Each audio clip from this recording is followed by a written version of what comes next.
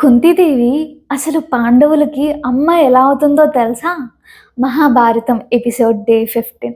So, మనం already తెలుసుకున్నాం. పాండు మహారాజుకి ఒక శాపం ఉండడం వల్ల పిల్లలు పుట్టరు అనేసి. కాకపోతే కొంతకాలం తరువాత ఆల్రెడీ కుంతీదేవితో ఒక మంత్రం అనేది ఉంది.